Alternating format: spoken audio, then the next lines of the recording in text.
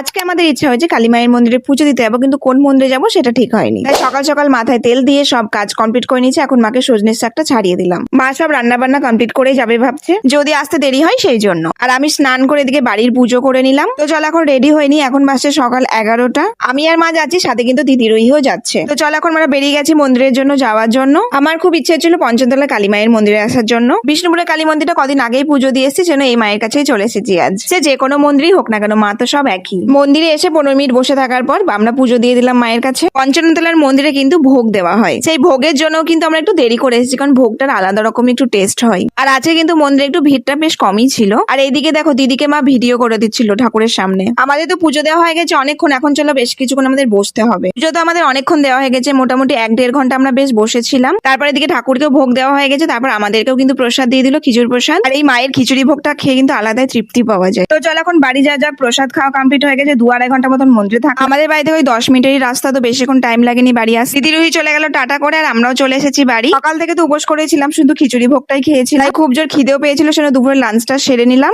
দুপুরবেলায় বানিয়েছিলাম ঠান্ডা ঠান্ডা লাস্সি। লাস্সিটা কিন্তু হেভি টেস্টি বানিয়েছিলাম।